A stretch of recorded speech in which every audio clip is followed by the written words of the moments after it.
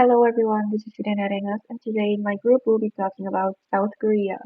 Yes, that country that has become increasingly popular over the last 10 years, mostly for its film and television industry and its music industry. Oh, and also for having a lot of misogyny. South Korea currently has one of the largest gender wage gaps among OECD countries.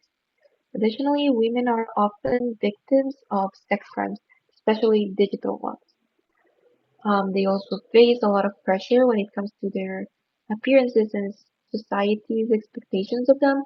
And usually, when women express an interest in feminism, they are harassed not just by men but also by other women.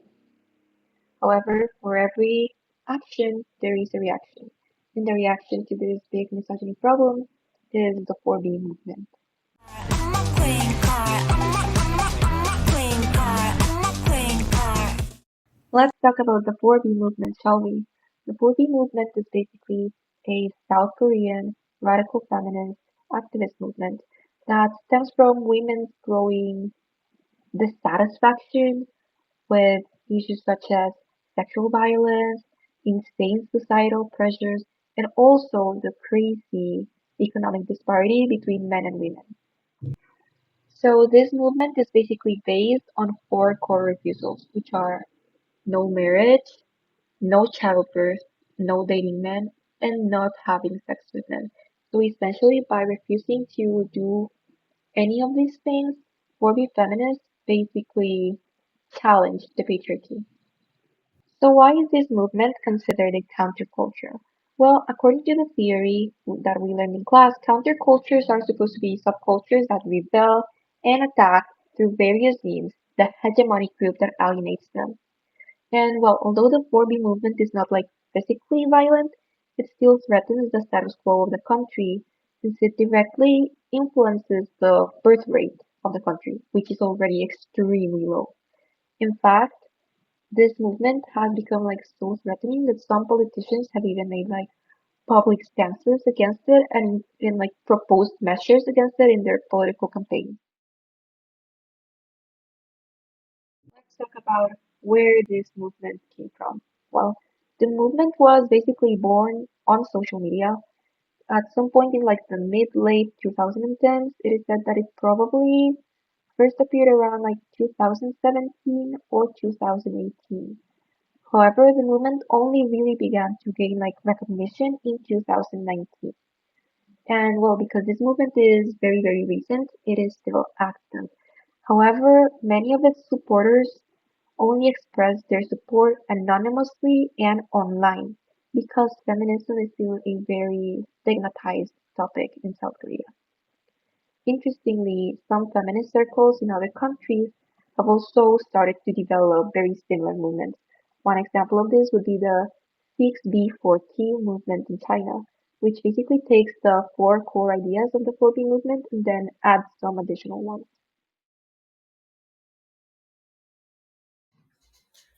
Hello, I'm Carlos, and now we're going to explore how the South Korean feminist movement uses symbols and expressions to articulate resistance to patriarchal norms. First of all, the name itself, or B, as Irene explained, means no marriage, no childbirth, no dating men, no sex with men.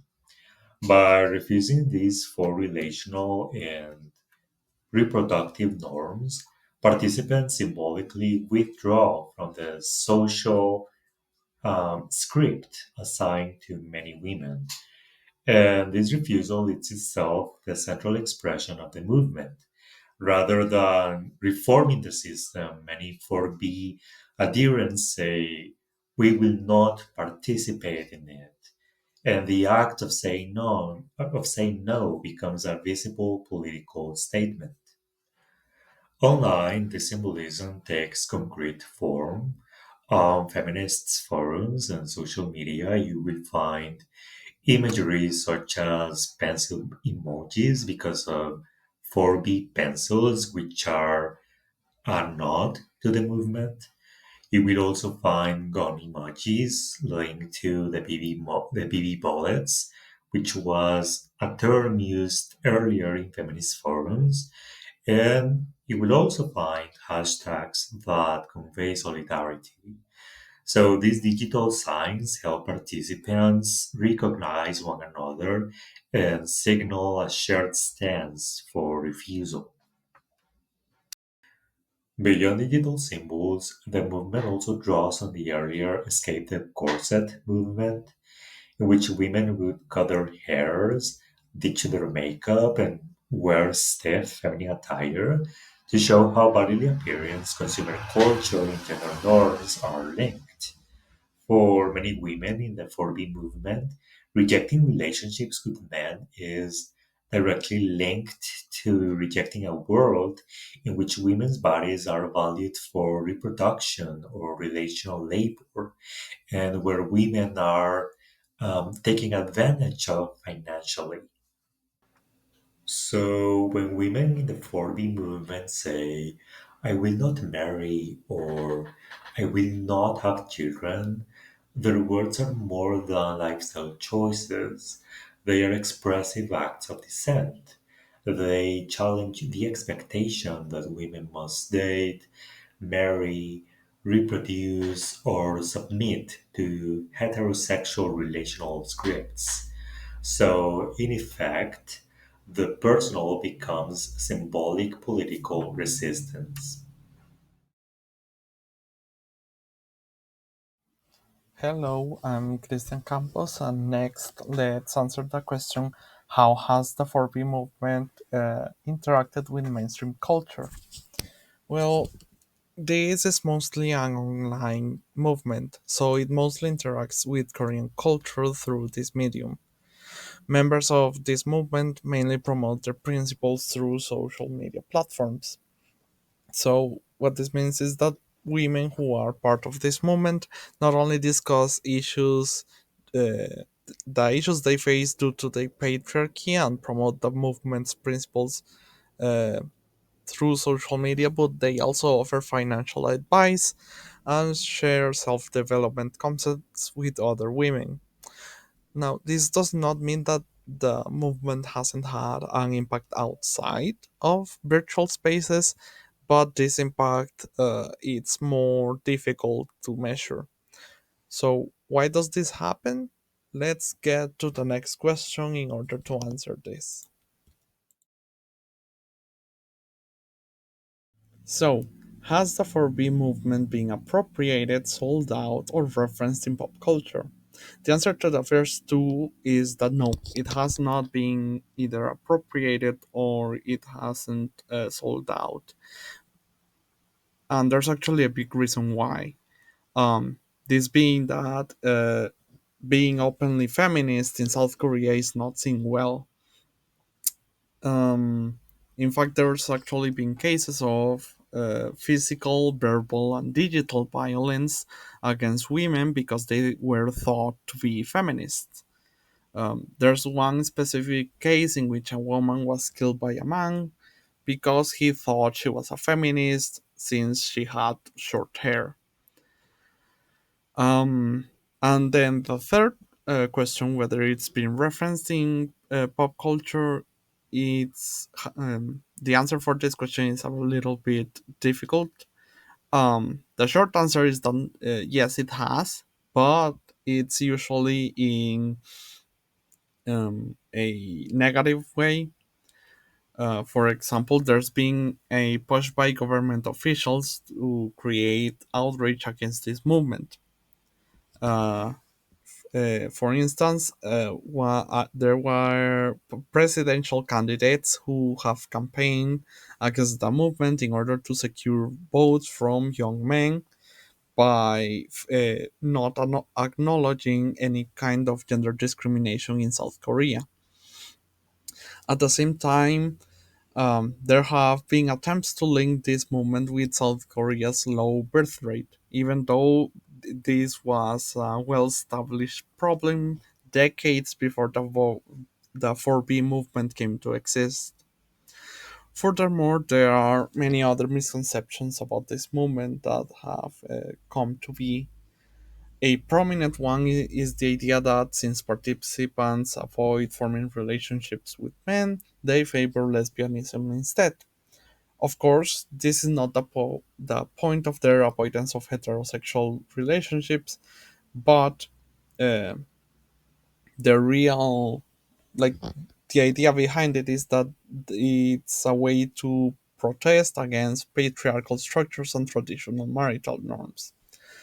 So the answer for the first two would be no, and the third one would be yes, but with a small caveat, that being that it's mostly shown as in a negative light. Um, so and well, why is this happening? It's mostly because feminism is not well seen in South Korea, which makes people not want to actually join the movement unless they actually truly believe in its principles.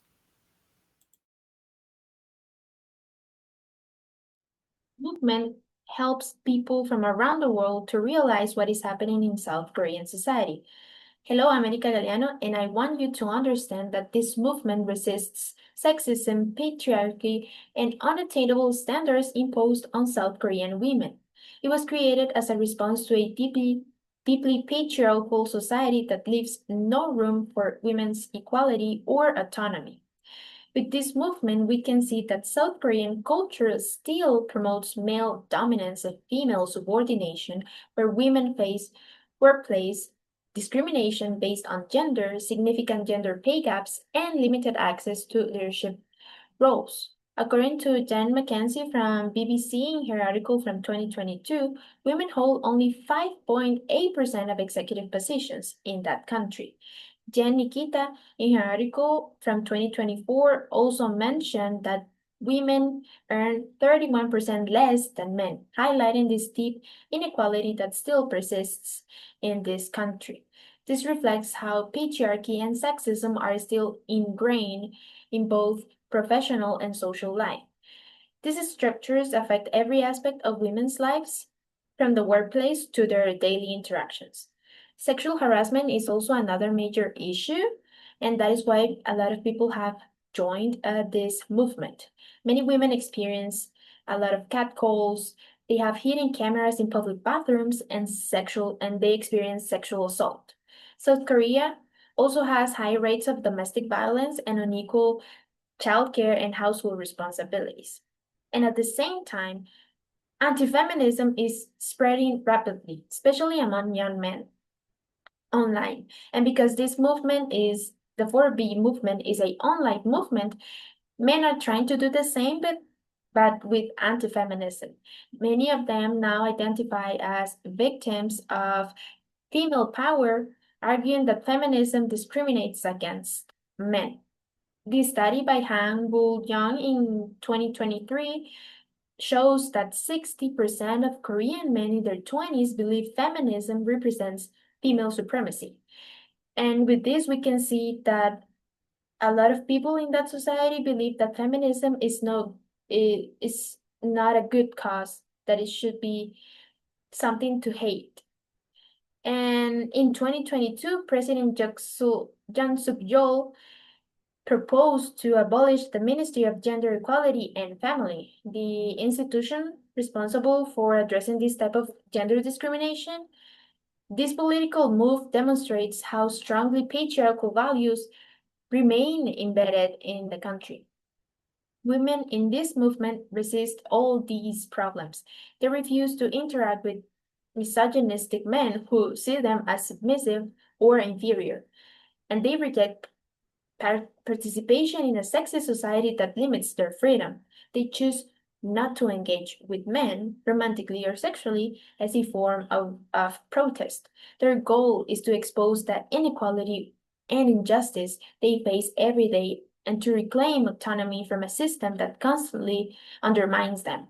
By distancing themselves from men, they reject society values and assert their independence. They believe that avoiding interaction with the source of oppression, which is men, can help them build a society where women are truly recognized and respected. The phobia movement, also known as the Fawners movement, express identity mainly through refusing to marry, to have children, to date, and to have sex with men. The choices may seem like personal lifestyle decisions, but in South Korea, they represent a radical way of redefining what it means to be a woman in a deeply patriarchal society.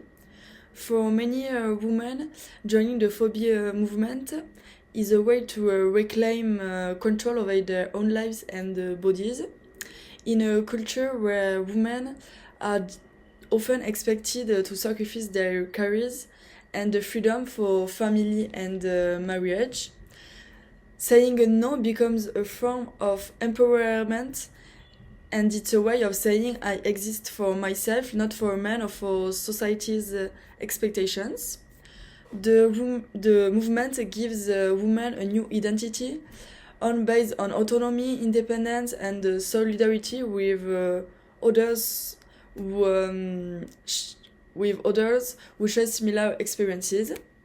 However, this identity is often lived quietly and even anonymously, because being openly feminist in South Korea can lead to social isolation or harassment too.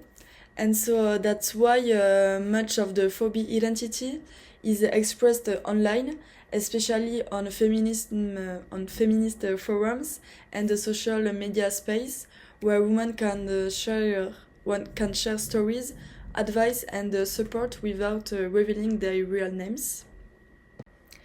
Interestingly, this counterculture identity doesn't require official membership or organization. It's more about adopting a mindset, a daily resistance against the social norms that define women's value through marriage or motherhood. Through this, the movement creates what we might call a non-traditional community, based on shared refusal rather than shared participation. However, the phobia identity movement also raises questions about inclusion. It mainly attracts young, urban, educated women who have access to digital spaces. Some critics point out that it can exclude lower class women or LGBTQ plus individuals whose experiences or patriarchy differ. Additionally, while it challenges male dominance, it has also been criticized for harboring some trans-exclusionary ideas among certain followers, which complicates its claim of feminist solidarity. This movement is necessary in a society where women have been treated so poorly for so long. It represents the reaction of thousands of South Korean women who are tired of living in a misogynistic and unfair system. However, this movement is quite different from other feminist movements around the world. While other movements focus on making women more visible, this one focuses on the decentering of men from women's lives, which is an idea that seems simple on paper but maybe hard to practice in reality. The movement doesn't really help to create opportunities that can actually help women achieve that independence. It is also a problem because this movement mostly relies on individual action rather than collective work, making it harder for women within the movement to reach and help each other.